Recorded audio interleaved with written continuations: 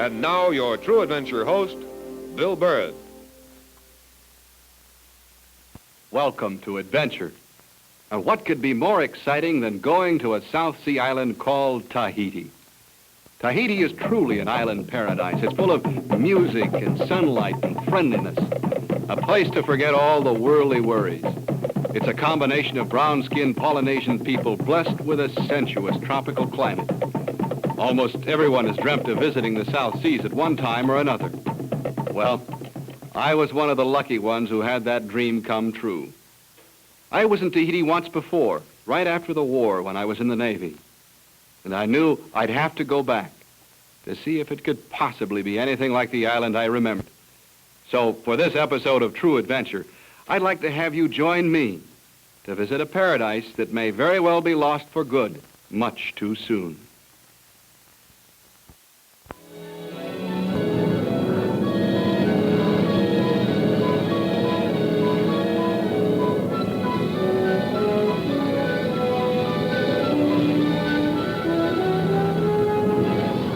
I was returning to Tahiti for the second time. And as I looked at the islands of Huahine and Moorea down below, I just couldn't help but wonder would it be the same.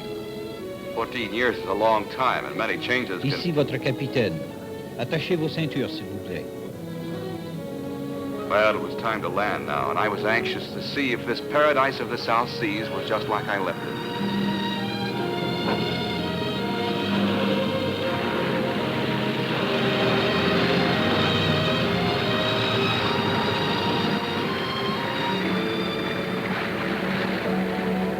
The trip by seaplane from Fiji took 30 hours, but the island welcome made it all worthwhile.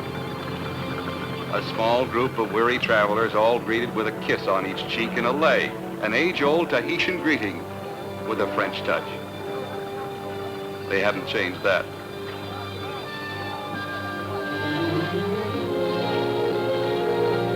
It was good to be back. Palm trees, the warm sun, the clear blue water.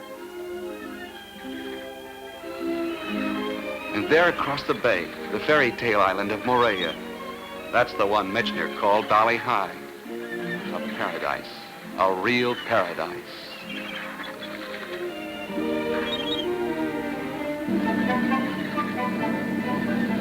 Then I saw it for the first time on Tahiti. Machinery, earth movers, tractors, and diesel trucks. Steam shovels dumping tons and tons of earth into the blue waters of the lagoon.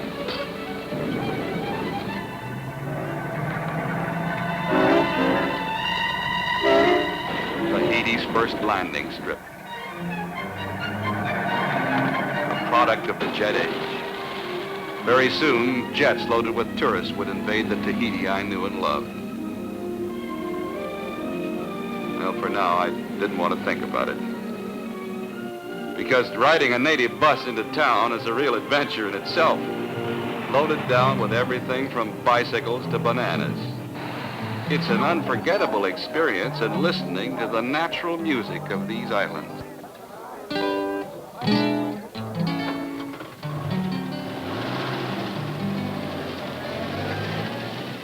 Oh, no, no.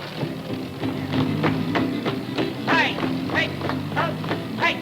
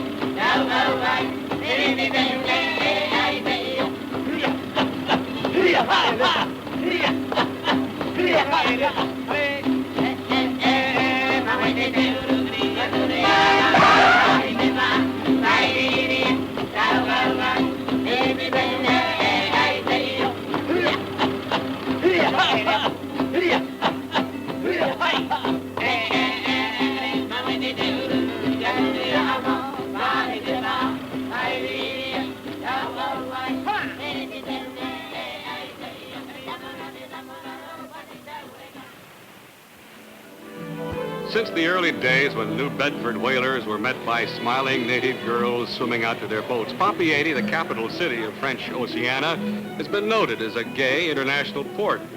And although 14 years had passed since my last visit, it seemed much the same.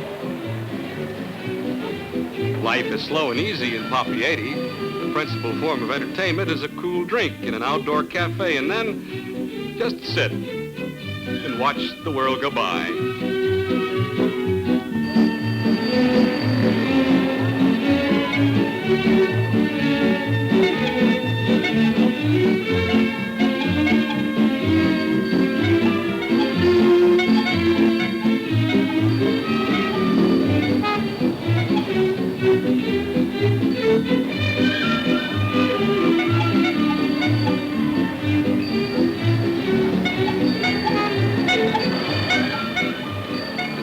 Through the streets, though, I suddenly saw more jet-age construction.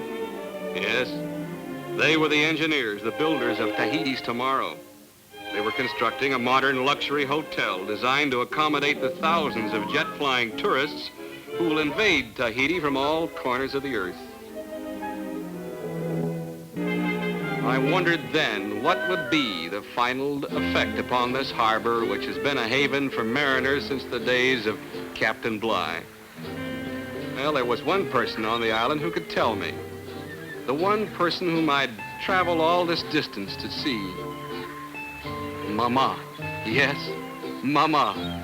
That's all I ever called her, or needed to. 14 years before, she'd befriended me, a lonesome young ensign in the U.S. Navy.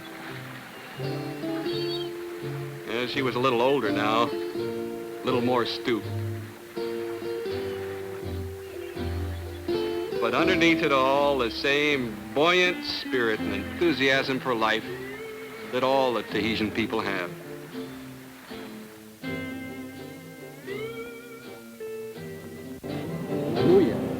I explained to Mama that I'd taken on a few responsibilities since my carefree Navy days, namely a wife and 4 boys.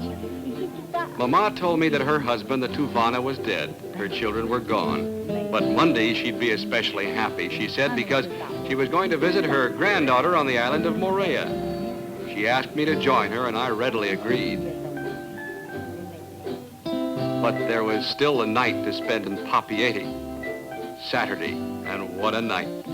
What a wild, carefree, music-filled night. So unforgettable for me in so many ways, yet so typical of Tahiti. The nightlife in Tahiti was just as I'd remembered it.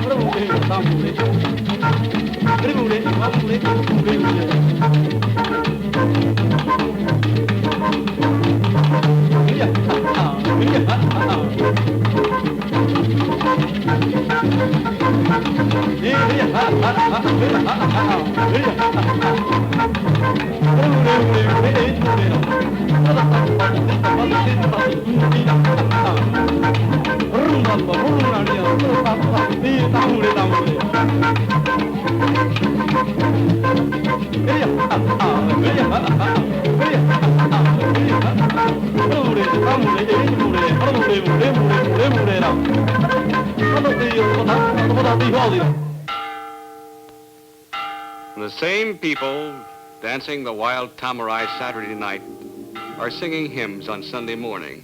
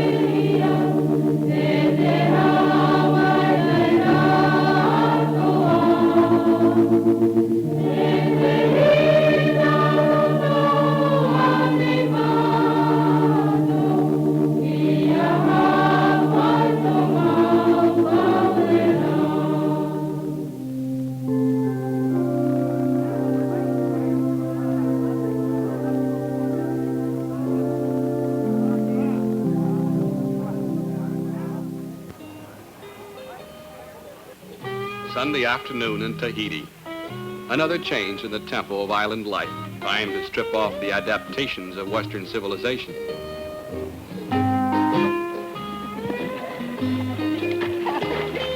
Time to pull off the hot dresses, the starched collars and ties. Head for the sandy beaches, the boat-lined piers right in their own backyards. Time for fun again.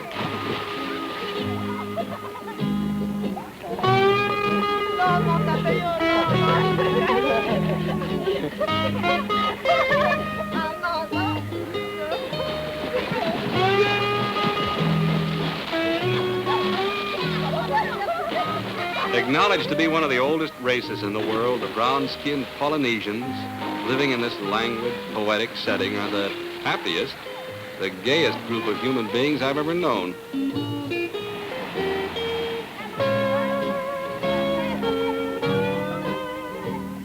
They're just naturally in love with life, and who can blame them?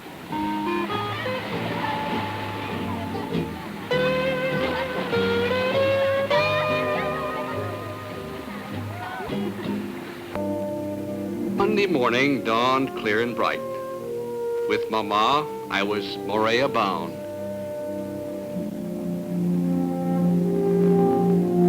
Like Tahiti, it too is a French possession. The only way to get there is by the daily boat that loads up with a little bit of everything.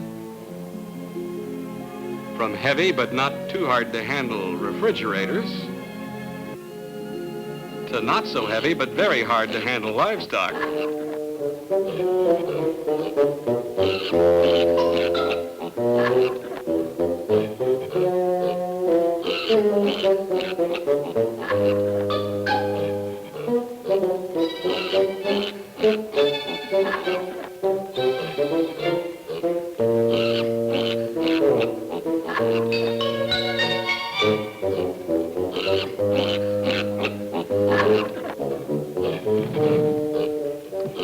The comic commotion over a rather weighty problem was amusing to watch, but Mama warned that we mustn't be late for the launch with its load of people, refrigerators, pigs, and bananas. It was ready to go.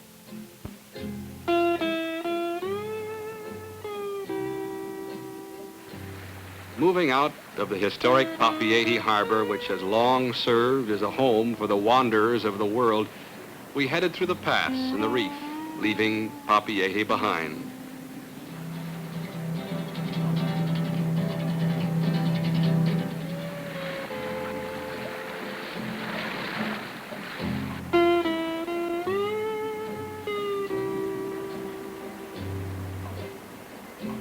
We were now at sea, and the quiet waters of the lagoon gave way to the rolling of the waves, much to the discomfort of some of the passengers. But to Morito, a traveling troubadour of the South Pacific whom I just met, the wind and the waves meant a song of the sea.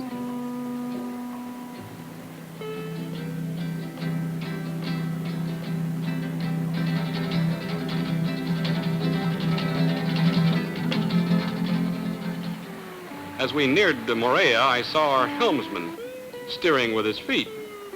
We were going to the reef with sharp edge coral so nearby it was a necessary procedure so we could keep a sharp lookout at the reef below.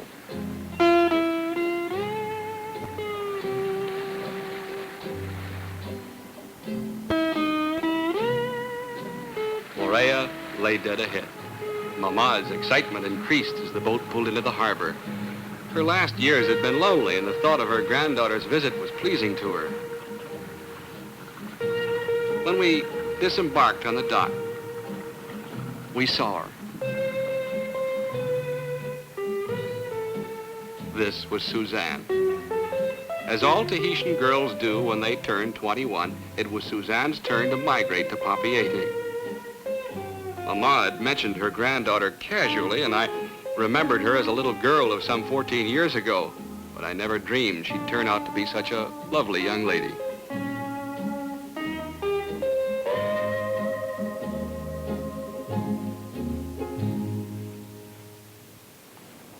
You didn't need to know the language to sense what was happening. Tahitians are a completely natural people. If you like a girl, you tell her so. It's as simple as that. Love in Tahiti.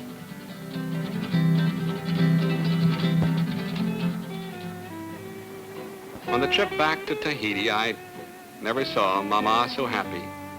Suzanne was with her now, and the melodious music of the Tahitian guitar indicated that things were going nicely with Morito and Suzanne as well.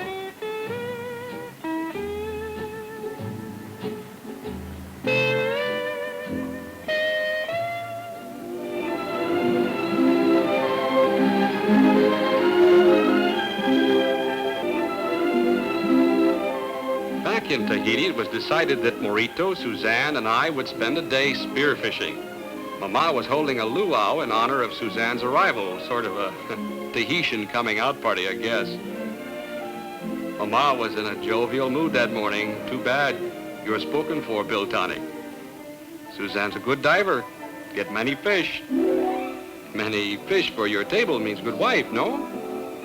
I tell you, Bill Tani, a good woman diver is hard to find nowadays. The girls have all got fat and lazy, and impatient signs from Morito indicated that the Pierrot was ready to go.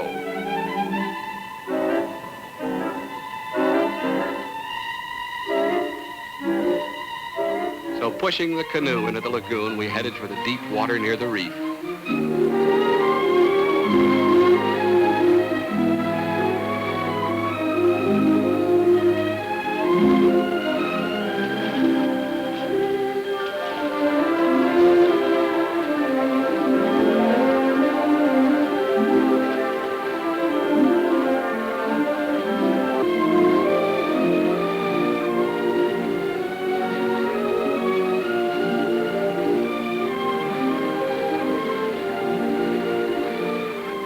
Beneath the surface, with shades of blue and green streaking through the crystal-like sea, there lies another world, the home of the mako shark, the parrotfish, giant clams, coral cathedrals whose spiny spires reach toward the sun above.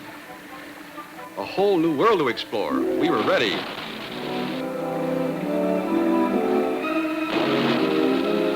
Although I've always been a pretty fair swimmer, I was certainly in no class with Tahitian-born Morito.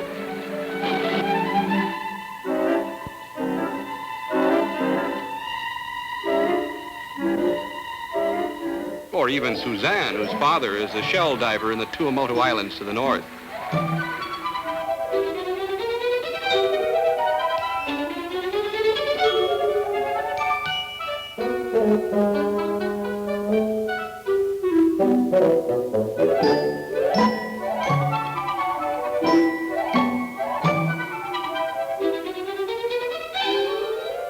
It wasn't long before Morito's homemade spear gun found its mark. Our pile of fish for the luau started to grow. Years of skin diving had given Morito the ability to dive to great depths, hold his breath for 2 or 3 minutes at a time. These abilities, combined with his stealth in stalking the fish, made spearfishing look easy.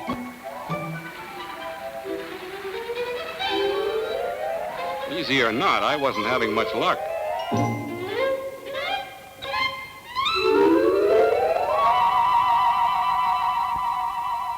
The canoe was full of fish that had fallen prey to Morito's deadly spear. He was ready to head back, but I had to give it just one more try.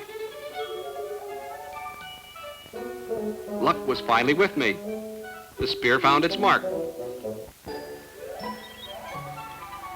When I surfaced, I indicated to Morito I'd gotten my first fish. From the way Morito yelled his enthusiastic approval, I knew that he was proud that his student had done so well.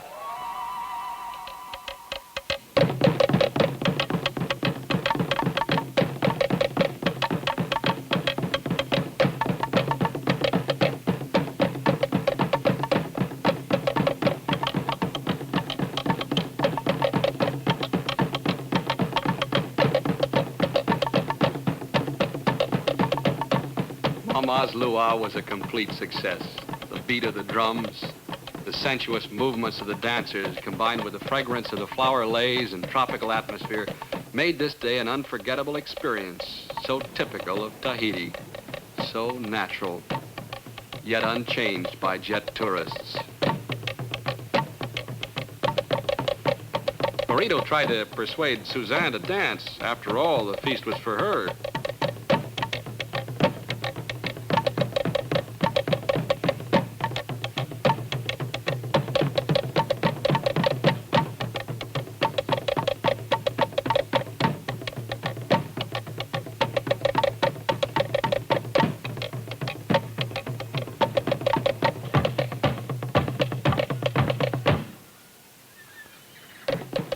Oddly enough, Mama's feast had a dual purpose. It was a welcoming party for Suzanne and a farewell feast for me, and what a feast it was. Traditional pig with all the trimmings, succulent slices of pineapple and coconut, breadfruit, the laughter of pretty girls, a sufficient quantity of liquids to quench everybody's thirst, and above all, the warm glow of companionship which I've always felt among these people.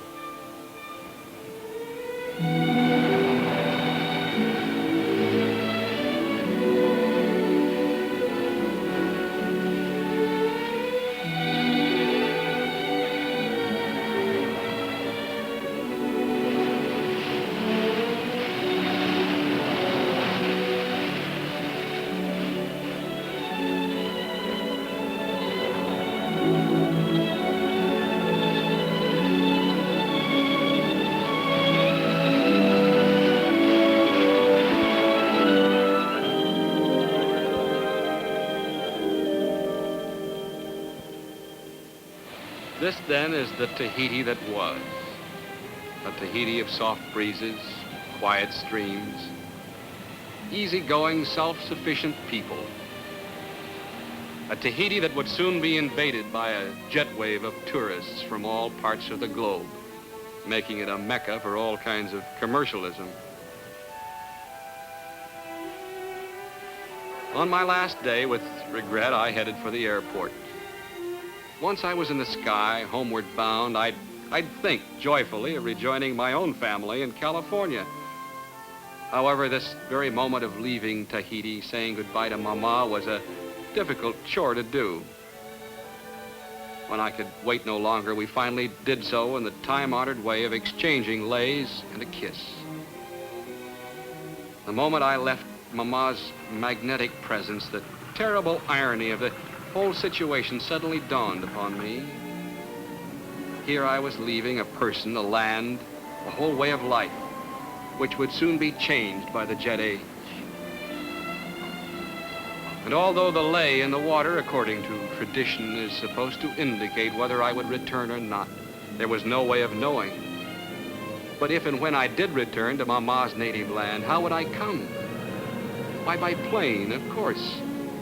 Only the next time, instead of the infrequent seaplane, I would arrive by jet. By jet. Imagine. I myself would contribute to the downfall of Mama's precious paradise.